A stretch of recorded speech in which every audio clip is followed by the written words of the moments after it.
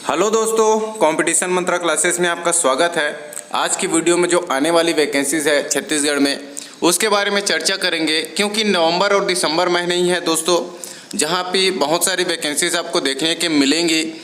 तो यहां पे जो है न्यूज़ आउट भी हुई थी, उसके बारे में भी चर्चा करेंगे, जिसमें लिखा था कि साल भर में जो है 18,000 प्लस नौकरियाँ निकलेंगी, भर्ती ली जाएगी।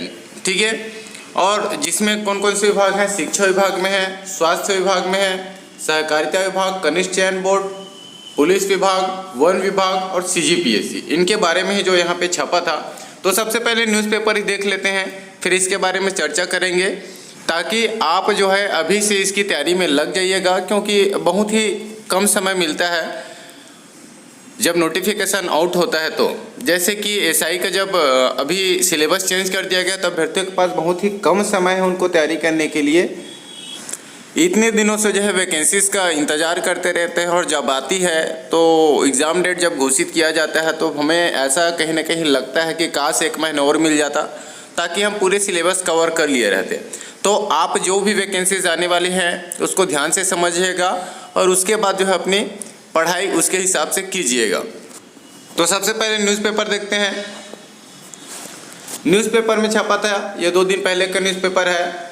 युवाओं के लिए खुलेंगे रोजगार के द्वार, साल भर में 18,000 को सरकारी नौकरी। ठीक है, जिसमें कौन कौन से विभाग में छपा है उसको भी देखेंगे।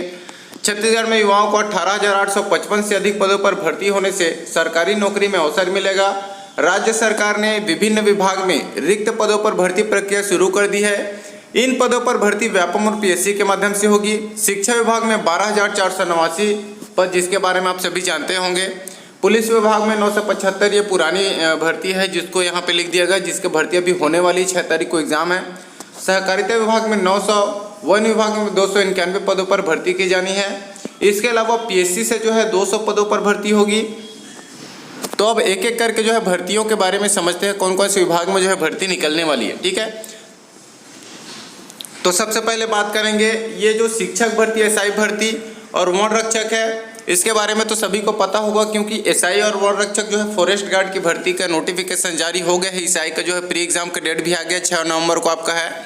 वहीं वन रक्षक के लिए एक न्यूज़ आउट हुई थी, जिसमें जो है इसका फिजिकल डेट को बताया गया था कि हो सकता है इसका जो फिजिकल है सितंबर में हो, जो कि विभागीय जानकारी थी। लेकिन किन्हीं कारणों जो है सितंबर में नहीं हो पाई इनका फिजिकल, और सुनने में कुछ ये मिल रहा है कि वहाँ जो कर्मचारी थे वन विभाग के, वो कुछ हड़ताल पर थे।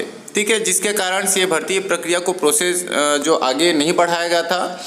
मे भी हो सकता है अक्टूबर के लास्ट मंथ में जो है, इसी महीने में लास्ट डेट में जो है आपको इसके लिए निर्देश जारी कर दिए जाएंगे फिजिकल के लिए। तो बहुत जल्दी जो है इसका फिजिकल तो होने ही वाला है, क्योंकि सभी प्रोसेस जो है कंप्लीट है, सिर्फ फिजिकल की देरी है। और रही बात शिक्षक भर्ती की दोस्तों, तो टेट का जो एग्ज़ाम हुआ है सीजी टेट का, उसका मॉडल आंसर 1 हफ्ते के अंदर में आने का चांसेस है। जैसे ही मॉडल आंसर आती है, फिर सीजी टेट का जो है रिजल्ट जारी किया जाएगा 10 से 15 दिन के अंदर में। ठीक है, उसके बाद जो है शिक्षक भर्ती के लिए नोटिफिकेशन जारी कर दिया जाएगा, और ये भर्ती जो है आपको निकल के आ जाएगी नवंबर में। ठीक है, नवंबर में इसका भर्ती आपको देखने को मिल ही जाएगी, क्योंकि 2023 में चुनाव हैं। मई जून से पहले जो है यहाँ पे जो है भर्ती होने की चांसेस है शिक्षक भर्ती की पूरी कंप्लीट होने की, क्योंकि उसके आगे जो है आचार संहिता लग जाएगा। तो 4-5 महीने फिर से कोई भी वैकेंसीज नहीं निकलेगी और एग्ज़ाम नहीं लिया जाएगा, तो उससे पहले ही निकाला जाएगा। ठीक है, अब बात कर लेते हैं दोस्तों जो आने वाली भर्तियाँ हैं, इसके बारे में तो आपको पता चल ही गई होगी। लेकिन आने वाली जो वैकेंसीज है उसमें सीजीपीएससी, छत्तीसगढ़ लोक सेवा आयोग में जो सिविल सर्विसेज का एग्ज़ाम होता है, उसके बारे में बात कर लेते हैं। यहाँ पे दोस्तों न्यूज़पेपर के अकॉर्डिंग 200 पोस्ट बोला गया है, लेकिन मेरे को लगता है कि 200 से ज़्यादा पोस्ट यहाँ पे रहेंगे, क्योंकि अभी जो है 4 जिले बनाए गए हैं, जिसमें जो है पदों का जो स्वीकृति मिलना लगातार सिलसिला जारी है। 22 तहसीलों में जो है पदों की स्वीकृति मिली थी। ठीक है, इसमें पीएससी में क्या होता है, बड़े लेवल के जो पोस्ट होते हैं, जैसे कि तहसीलदार हो गया, डिप्टी कलेक्टर, सिंचाई विभाग से जो बड़े पोस्ट होते हैं, साथ ही आबकारी विभाग में भी जो एसआई वगैरह की निकलती है, वो इसी के माध्यम से लिया जाता है, और इसका अलॉटमेंट जो है रैंकिंग के हिसाब से दिया जाता है। तो इसके लिए यदि आप तैयारी करना चाहते हैं, तो पुराने जो अभ्यर्थी हैं उसको तो पता होगा, जो नए होंगे वो अभी से थोड़ा से प्रिपेयर्ड हो जाइएगा, क्योंकि पेपर के लेवल बहुत ही टफ गया था। अभी तक के जो पीएससी का एग्ज़ाम है वहाँ 2017 और उसके बाद 2021 में बहुत ही ज़्यादा लेवल का था।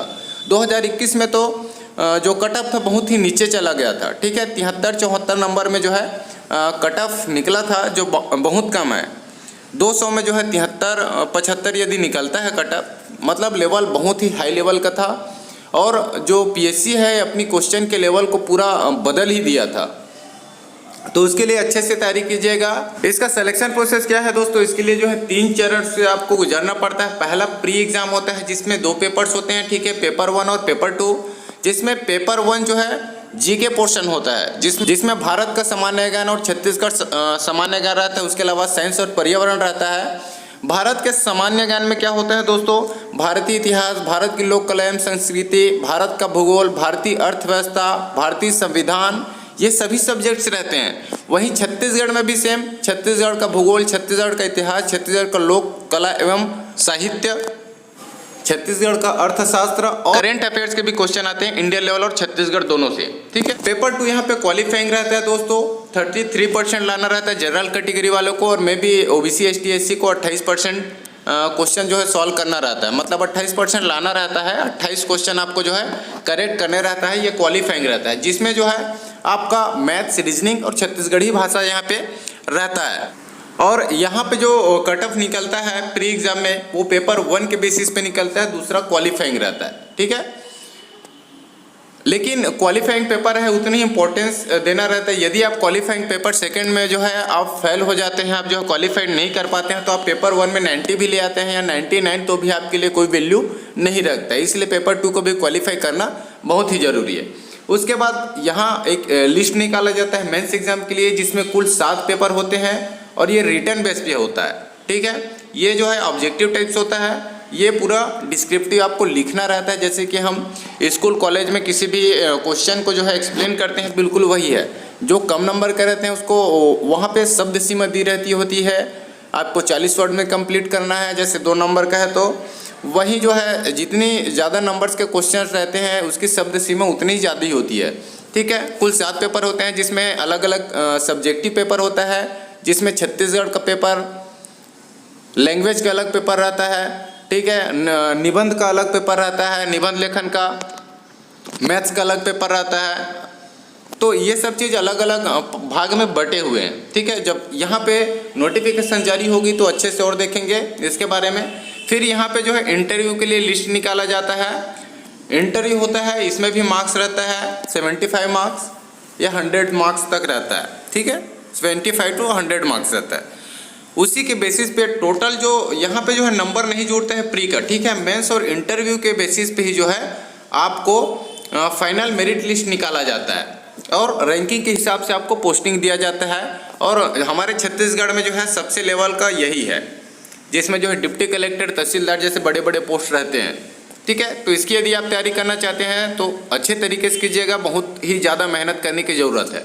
दूसरा पोस्ट पे है दोस्तों, तो स्वास्थ्य विभाग में 4000 पद है। ये लगभग 3950 पोस्ट हैं टोटल। एक्चुअल में यहाँ पे जो है संभावित बोल दिया गया है न्यूज़पेपर में 4000 जो है लगभग, जिसमें जो है चिकित्सा अधिकारी के 143 पोस्ट, नेत्र सहायक अधिकारी के 243, मेडिकल लैब टेक्नोलॉजिस्ट के 141, रेडियोग्राफर के 48, स्टाफ नर्स का 464, ओटी टेक्नीशियन 18, फार्मासिस्ट ग्रेड 2 का 187, मनोरोग परिचारिका का 124, मनोरोग सामाजिक कार्यकर्ता का 5, ग्रामीण स्वास्थ्य संयोजक पुरुष का 349, ग्रामीण स्वास्थ्य संयोजक महिला का जो है 210, ड्रेसर ग्रेड 1 का 496, डार्क रूम असिस्टेंट का 14, लैब असिस्टेंट का 16, रेफ्रिजरेटर मैकेनिक का 4, ड्रेसर ग्रेड 2 का 68 और चतुर्थ श्रेणी का 1497 होता है। इसमें सिलेक्शन प्रोसेस कैसे होता है दोस्तों, सबसे पहले लिखित परीक्षा होगी जो कि पहली बार जो है व्यापम लेने जा रही है चिकित्सा का, ठीक है। और इंटरव्यू मेडिकल टेस्ट जो है यहाँ पे कुछ ही कुछ पोस्ट में होंगे, सभी में नहीं है, ठीक है। दस्तावेज सत्यापन, ये नोटिफिकेशन आएगा तो आपको पता चलेगा इंटरव्यू मेडिकल टेस्ट के बारे में कि कौन कौन से जो पोस्ट हैं उसके लिए आपको इंटरव्यू मेडिकल भी रखा जाएगा। बाकी कई ऐसे एग्जाम्स हैं, कई ऐसे पोस्ट हैं जिसमें जो है आपको लिखित परीक्षा के बाद सिर्फ दस्तावेज सत्यापन होगा। योग्यता यहाँ पे अलग अलग है दोस्तों, 8वीं पास, 10वीं पास, बीएससी नर्सिंग, मेडिकल डिग्री होनी चाहिए आपके पास, ठीक है। तब आप यहाँ पे अप्लाई कर पाएंगे। कई सारे पोस्ट में जो 8वीं 10वीं पास वाले भी डाल पाएंगे। आगे जो है सहकारिता विभाग में 900 पद और विशेष कनिष्ठ चयन बोर्ड, जिसको इंग्लिश में बोलते हैं जूनियर स्टाफ सिलेक्शन, इसमें 1396 पोस्ट आने वाला है।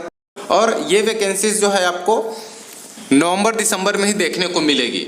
जबकि पीएससी का कंफर्म है दोस्तों, पीएससी का जो पोस्ट है वो तो आपका नवंबर में ही आएगा, ठीक है, जिसका एग्ज़ाम जो है प्री एग्ज़ाम फरवरी में होता है, ठीक है।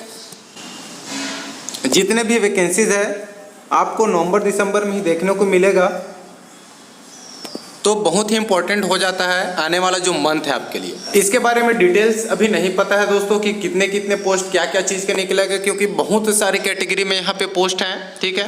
तो जब नोटिफिकेशन आएगी तो डिटेल्स वीडियो में बनाऊंगा इसके लिए। अगला जो है एडीओ और हॉस्टल वार्डन, ये तो भैया 8-9 महीने से जो है हल्ला हो ही रहा है, लेकिन अब इसका भी टाइम आ गया है निकलने का। जो एडीओ है, सबसे पहले तो हॉस्टल वार्डन से पहले एडीओ ही आएगा, सहायक विकास विस्तार अधिकारी का, क्योंकि इसकी जो स्वीकृति है पहले हुई है 415। अभी तो सुनने में आया कि कुछ पोस्ट यहाँ पे और बढ़ चुका है, और इसका फाइल जो है वित्त मंत्रालय में पहुँच भी गई है।